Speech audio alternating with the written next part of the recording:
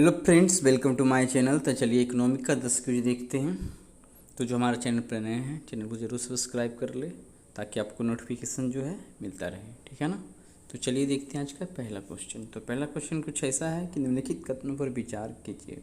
सरकार द्वारा औषधि एवं प्रसाधन सामग्री नियम 1945 के अनुसूची एम में संशोधन करने से फार्मा कंपनियों के लिए जीएमपी गुड मैन्युफैक्चरिंग प्रैक्टिसेज, ठीक है। जीएमपी का मतलब वही होगा, जीएमपी गुड मैन्युफैक्चरिंग प्रैक्टिसेज, मानदंडों में सुधार होगा। फिर है कि 250 करोड़ रुपये से अधिक सालाना कारोबार वाली फार्मा कंपनियों को 1 वर्ष के भीतर अनिवार्य रूप से जीएमपी का पालन करना होगा। तो ध्यान देना है कि 250 करोड़ रुपये से अधिक सालाना कारोबार वाली फार्मा कंपनी को 6 महीने के अंदर ही जीएमपी का पालन करना होगा। यहाँ 6 महीने होगा ना कि 1 वर्ष होगा, ठीक है ना, 6 महीने होगा। तो आंसर हो जाएगा केवल ए। आगे देखते हैं। RISC-V परियोजना कब प्रारंभ की गई थी? 2005 में, 2010 में, 2015 में, 2021 में। तो RISC-V परियोजना कब प्रारंभ की गई थी? तो आंसर होगा ये 2010 में की गई थी, ऑप्शन बी। इकोवास के बारे में निम्नलिखित कथनों पर विचार करें जो हाल ही में समाचारों में देखा गया था। तो इकोवास दक्षिण अमेरिकी राष्ट्रों का एक क्षेत्रीय समूह है। तो सबसे पहले कि इसका फुल फॉर्म पता होगा तो यहीं पे पता चलेगा। यह है economic community of western African states. तो ये पश्चिमी अफ्रीका राष्ट्रों का क्षेत्रीय समूह है, न कि दक्षिण अमेरिका का। तो पहला कथन गलत है। कर इसका लक्ष्य एक समान मुद्रा रखना और उद्योग, परिवहन, दूरसंचार और ऊर्जा के क्षेत्रों में एक एकल बड़ा व्यापारिक ब्लॉक बनाना है। कर इसकी स्थापना 1975 में लागोस संधि के माध्यम से की गई थी। दोनों कथन बाकी सही है, तो 2 और 3 सही, ऑप्शन बी करेक्ट हो जाएगा। अगला देखते हैं। कर हाल ही में गैर लाभकारी संस्थाओं पर अनुशंसा 8 या R8 समाचारों में देखी गई थी। इसका संबंध किससे है? तो वित्तीय कार्यबल FATF से ये संबंधित है, ऑप्शन डी।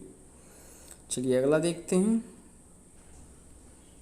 फिच द्वारा हाल ही में अमेरिकी क्रेडिट रेटिंग डाउनग्रेड के संबंध में निम्नलिखित कथनों पर विचार कीजिए। डाउनग्रेड के परिणाम स्वरूप अमेरिकी सरकारी बॉन्ड पर ब्याज दरें बढ़ सकती हैं। दूसरा है, अमेरिकी क्रेडिट रेटिंग में गिरावट का परिणाम हमेशा अमेरिकी डॉलर मजबूत होता है। तीसरा है, डाउनग्रेड से वैश्विक अर्थव्यवस्था धीमी हो सकती है और भारत की अर्थव्यवस्था पर असर पड़ सकता है। तो आंसर होगा ऑप्शन 1 और 3 सही है। दूसरा गलत है कि अमेरिकी क्रेडिट रेटिंग में गिरावट का परिणाम से कि डॉलर मजबूत नहीं होता है, कमज़ोर पड़ता है। तो आंसर होगा केवल 2, ऑप्शन बी करेक्ट हो जाएगा। चलिए आगे देखते हैं। CPI के अंतर्गत कितने सूचकांक जारी किए जाते थे?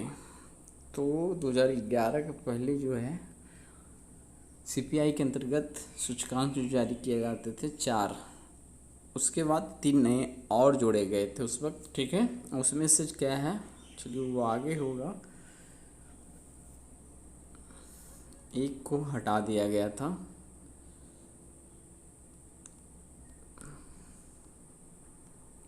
केंद्रीय सांख्यिकी संगठन ने खुदरा मूल्य पर आधारित कितने नए उपभोक्ता मूल्य सूचकांकों को जनवरी 2011 में प्रारंभ किया था या किया है? तो वो 3 नए सूचकांक को जोड़ा था।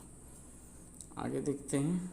ये सब उतना इम्पोर्टेंट नहीं है, फिर भी चलिए उससे रिलेटेड चैप्टर था। आगे है कि उपभोक्ता मूल्य सूचकांक की नई श्रृंखला की गणना कितने घटकों के आधार पर की जाती है? तो ये तो इम्पोर्टेंट है, ये 6 घटकों पे की जाती है। और 6 घटक क्या क्या है उसको आप डिस्क्रिप्शन में बेहतर तरीके से पढ़ लीजिए। आइए देखते हैं। अगला है कि मुद्रास्फीति बढ़ने पर निम्नलिखित में से कौन लाभान्वित होते हैं? उत्पादक वर्ग, व्यापारिक वर्ग, ऋणी वर्ग या श्रमिक? तो आंसर है कि उत्पादक वर्ग, व्यापारी वर्ग, ऋणी वर्ग, ये तीनों लाभान्वित होते हैं जब मुद्रास्फीति बढ़ता है, लेकिन श्रमिक वर्ग नहीं। तो यहाँ पे होगा 1 2 3, ऑप्शन 1 करेक्ट हो जाएगा। आगे देखते हैं। करा मुद्रास्फीति बढ़ने पर निम्नलिखित में से कौन से मद में कमी होता है? बचत, सार्वजनिक ऋण, सार्वजनिक व्यय, आयात। तो मुद्रास्फीति बढ़ने पर निम्नलिखित में कौन से मद में कमी होता है? तो बचत में कमी होता है। ऑप्शन ए करेक्ट होगा।